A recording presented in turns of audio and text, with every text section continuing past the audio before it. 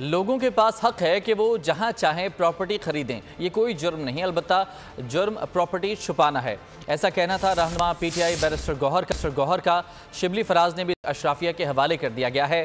بانی P T I نے کہا تھا 11 ارب ڈالرز ملک سے لے گئے، چوری کا پیسہ ملک سے باہر بھیجا گیا۔ علی محمد خان نے کہا کہ سیاستدان بتائیں اتنا پیسہ انہوں نے بنایا کیسے، سرکاری عہدیدار، ججز، پولیس افسران بتائیں کہ اثاثے کہاں سے آئے۔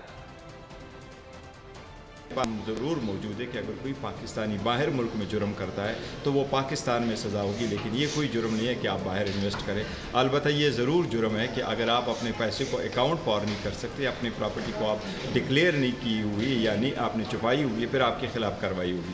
11 ارب ڈالر کی جو جائیدادیں تھیں، یہ خان صاحب نے کوئی 2 سال پہلے کہا تھا کہ 11 ارب لوگوں کی 11 ارب ڈالرز کی جو وہ ہے پاکستان سے گئے ہیں۔ پاکستان ایک ایک ڈالر کے لیے ترس رہا ہے، اور یہ لوگ جو ہے تو بیکاز یہاں پہ ایک تو جہاں سے چوری کا پیسہ ہو وہ کوئی اپنے ملک میں نہیں رکھتا، وہ ہمیشہ باہر بھیجے گا، ہمیں اس کا پتہ ہے کہ جو وہ لوگ سرکاری عہدوں پہ تھے، سب سے پہلے کوئی سیاستدان، کوئی وزیر اپنے سے شروع کرنی چاہیے، پھر کوئی جج، پھر کوئی بیوروکریٹ، کوئی جنرل یا کوئی پولیس کا بڑا افسر۔ ان لوگوں کے اثاثے باہر اتنی بڑی تعداد میں کیسے ہیں؟ پہلے یہ بتائیں کہ اتنے اثاثے آئے کیسے، اور پھر پاکستان میں کیوں نہیں رکھتے، پاکستان سے باہر کیوں رکھتے ہیں؟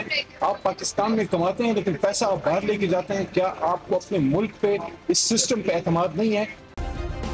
سبسکرائب کریں اور بیل دبائیں تاکہ کوئی خبر رہ نہ جائے۔